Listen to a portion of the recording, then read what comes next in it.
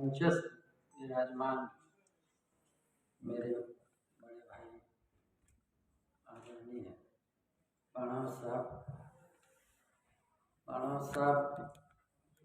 के आलेख मैं अपने स्कूल जीवन में जो है पढ़ा करता था। एक अंगायन पत्रिका निकलती थी लोकनमन से।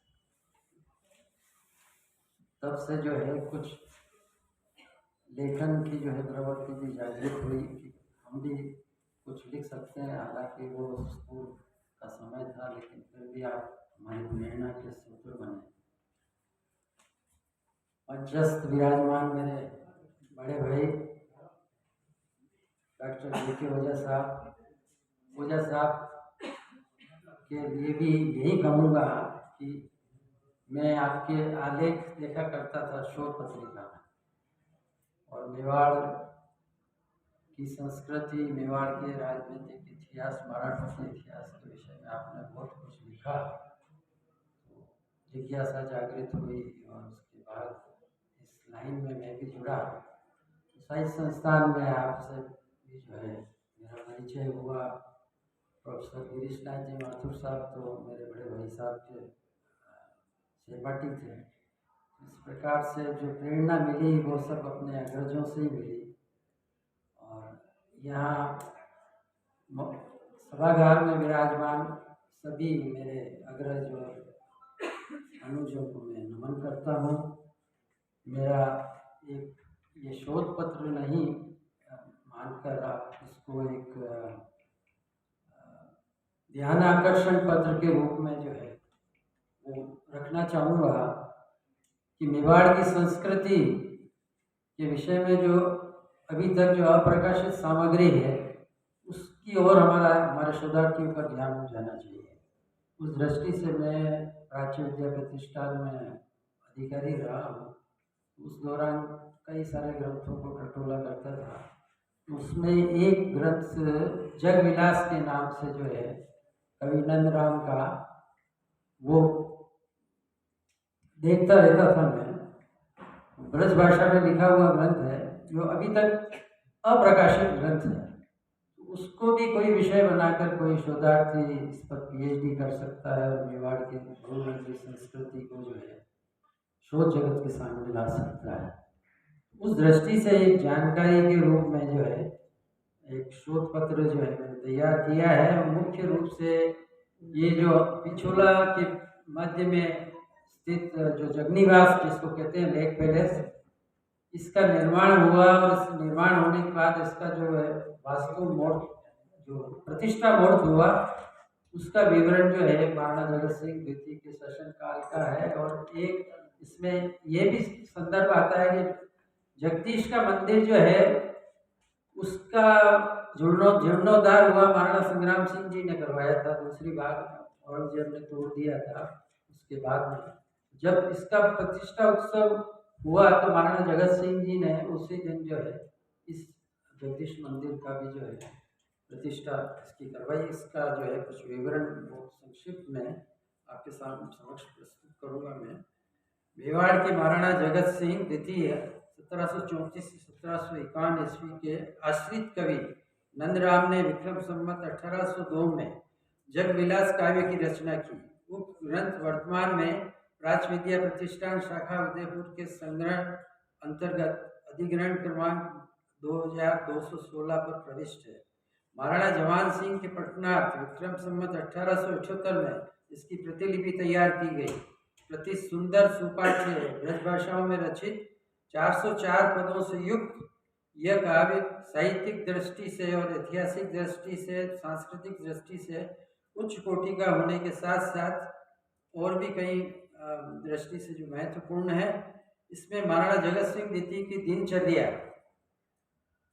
राजसी वैभव, राज प्रबंध तथा जगनीवास महल के प्रतिष्ठा उत्सव का विशद वर्णन प्राप्त है। तदनुसार यह रचना तत्कालीन इतिहास की राजनीतिक घटनाओं को समझने में भी बहुत सहायक सिद्ध होती है। इसके ग्रंथ के प्रारंभ में गणपति का जो है आह्वान दिया है, उसका दोहा दिया गया है जो सामान्यतः अन्यत्र दूसरे ग्रंथों में भी लिखा जाता है।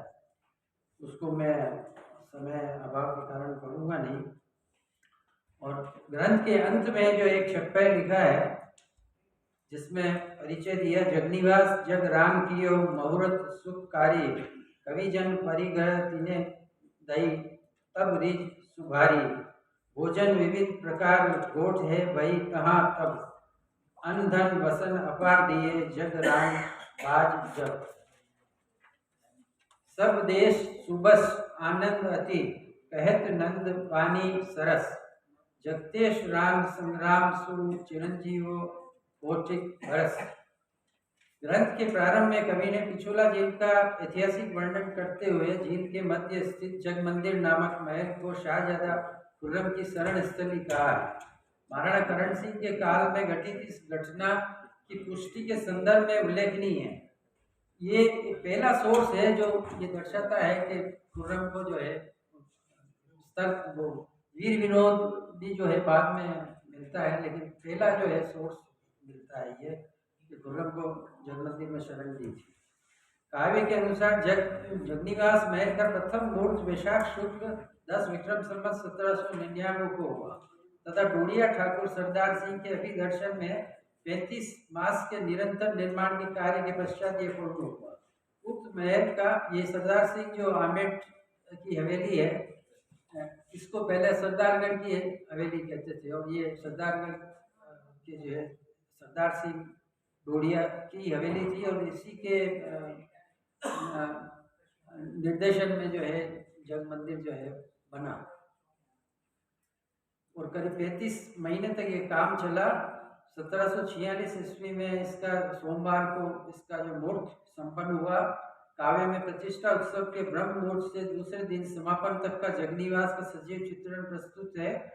महाराणा की दिनचर्या का वर्णन करते हुए कवि उनकी धर्मपरायणता पर प्रकाश डालते हुए लिखता है कि महाराणा ने प्रातः 4 बजे जागृत होकर अपने देह कार्य से निवृत्त हो अमर विलास बाड़ी महल जो सिटी पैलेस में स्थित है पूजा संपन्न की। तदनुसार सेवा संध्या नाम जप के बाद राजपुरोहित संतोष राम तथा अन्य ब्राह्मणों के सानिध्य में भट्ट देवराम से वेद पाठ सुना तथा धूप दीप नैवेद्य के पश्चात ब्राह्मणों को दक्षिणा प्रदान की। शोभा यात्रा हेतु प्रस्थान करने के पूर्व कवि महाराणा की पोशाक का विवरण देता है कि महाराणा ने जामा अंगरखी कमरबंदा धारण करने के पश्चात सिर पर तुरली छोगा कलंगी युक्त पगड़ी, पाँव में मोजड़ी तथा गले में मोती माणक पन्ना तथा हीरे की विशाल माला एवं हाथों में पोंछी आदि आभूषण पहने शोभा यात्रा के अंतर्गत छत्र चंवर जहांगीर मोरचल हाथी तथा घोड़े आदि शाही लवाज में का विशद विवरण प्राप्त होता है। शोभा यात्रा के जगन्नाथ राय मंदिर पहुंचने पर महाराणा ने उक्त मंदिर के ध्वजारोहण समारोह को संपन्न किया। मुगल आक्रमण के दौरान विध्वंस के पश्चात पुनः जीर्णोद्धार करा महाराणा ने इस मंदिर की प्रतिष्ठा की। शोभा यात्रा के पिछोला झील के तट पर पहुंचने पर महाराणा नाव पर सवार होकर जगनिवास पहुंचे। इस अवसर पर पिछोला झील के चारों ओर जन सैलाब की उपस्थिति दर्शाते हुए कवि प्रजा की मंगल कामना का वर्णन करता है।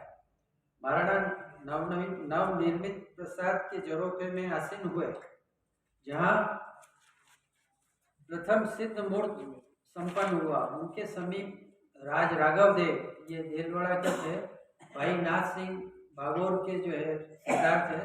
नृत्य गान का आयोजन हुआ। नर नारी सुरीले कंठ से गीत प्रस्तुत करने लगे। नट गंधर्व वेश्याएं तथा कलावंत सब अपनी अपनी कलाओं का प्रदर्शन कर रहे थे। परिजन सेवक सरदार चारण तथा भाट महाराणा को नजर निष्ठावर प्रस्तुत कर रहे थे। चारण भाट तथा कवियों ने महाराणा को आशीष दी। महाराणा ने सभी को सिरोपाव तथा आभूषण दिए। सरदारों को अश्व प्रदान किए। सरदारों को प्रदत्त अश्वों के नाम उल्लेखनीय हैं।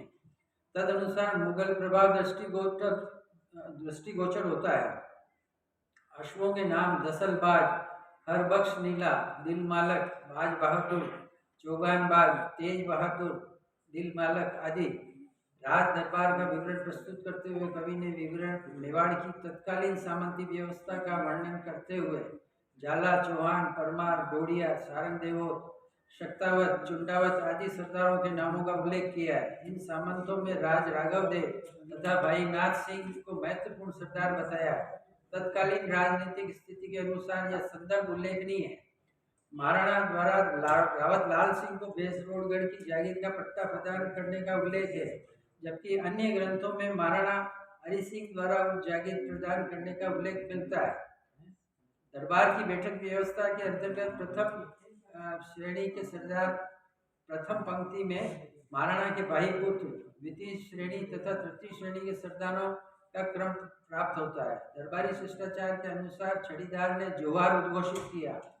कवि ने मुत्सद्दी वर्ग के प्रसंग में छड़ीदारों का दरोगा, पंचोली, मसाणी, कायस, पानेरी तथा पांडे आदि पदों की सेवा एवं कर्तव्यों का समुचित प्रकाश डाला है। प्रतिष्ठा महोत्सव के अवसर पर आयोजित भोज का वर्णन करते हुए कवि शाकाहारी तथा मांसाहारी व्यंजनों का विवरण प्रस्तुत करता है। तदनुसार शाकाहारी अंतर्गत परोसे जाने वाले मिष्ठानों में घेवर, लाखन शाही, लड्डू, जलेबी, फैनी, खाजा, खुरमा तथा अकबरी गुंजा उल्लेखनीय है। इस प्रकार सुअर, मृग, बकरा तथा मछली के मांस से निर्मित मांसाहारी व्यंजन भी परोसे गए। कौन सा सन था सर ये 1746 का जाने का उल्लेख प्राप्त होता है। कवि ने जगनिवास महल के बगीचे का वर्णन किया है कि गुलाब, कदली, चंपा के पौधों का वर्णन करते हुए उसकी तुलना ब्रज के कुंज से की है। काव्य में महल के स्तंभ, बुर्ज, द्वार, नहर, दरीखाने, मेहराब आदि की स्थापत्य विशेषताओं को दोहराया। अमरवास, आम खास, खुशहाल, खुश महल, दरीखाना तथा बड़ा चेपचा नामक स्थान मेवाड़ की स्थापत्य कला पर मुगल प्रभाव को निरूपित करते हैं। दूसरे दिवस राज परिवार की महिलाओं के निमित्त जग मंदिर में उत्सव आयोजित हुआ। इस अवसर पर राज परिवार की राजदादी, राजमाता, रानियां, कुंवरानियां तथा ठकुरानियां उपस्थित हुई।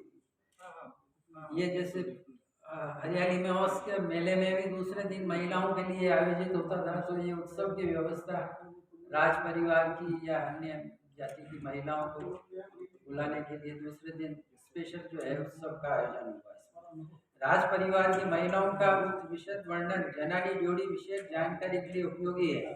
महिलाओं के नाम के साथ राज परिवार के पुरुष व्यक्ति का नाम उस महिला का परिचय तथा उसके सामाजिक स्तर का परिचायक है और यह कृति अद्यावधि अप्रकाशित है। अतः जगविलास काव्य मेवाड़ के तत्कालीन सामाजिक, सांस्कृतिक तथा राजनीतिक इतिहास के अध्ययन की दृष्टि से बहुत महत्वपूर्ण कृति है।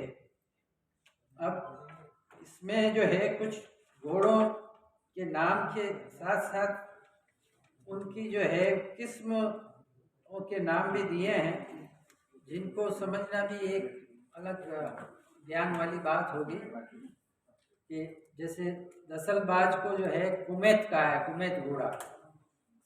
हर बख्श को नीला घोड़ा कहा है। फिर नीलराज, दिल मालक, सियाल लखी, सोना मोती,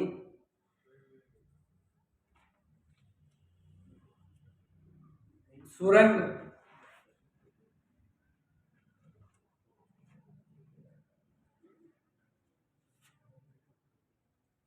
इस प्रकार से जो है कुछ जिन सरदारों को और मुसद्दियों को जो है घोड़े प्रदान किए गए, वो उनके नाम भी दिए हैं, उनके आगे किसको कौन सा घोड़ा दिया है, वो किस कैटेगरी का था वो दिया है। ये इस प्रकार से ये बहुत संक्षिप्त में जो है मैंने जानकारी उपलब्ध करवाई है आपको, लेकिन एक बहुत अच्छा विस्तृत ग्रंथ ये जो है बन सकता है और अगर प्रकाशित होगा तो मेवाड़ की संस्कृति और जो है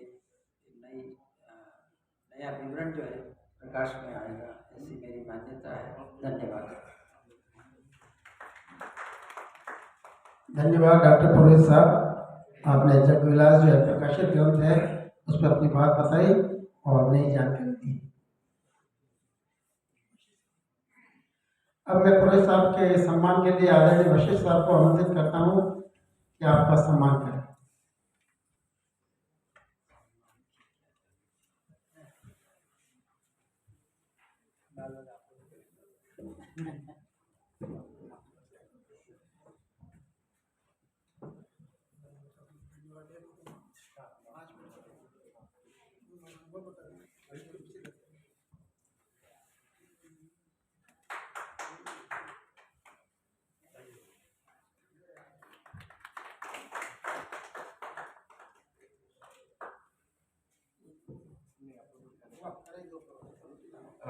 आशा जी से भी आग्रह है कि आप पधारें और हमारे ओझा जी का सम्मान करें।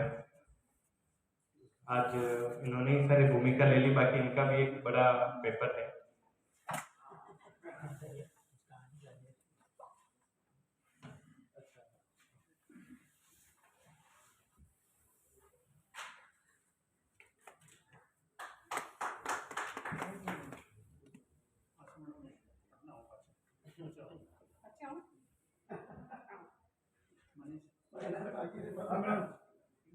क्या बातें करो।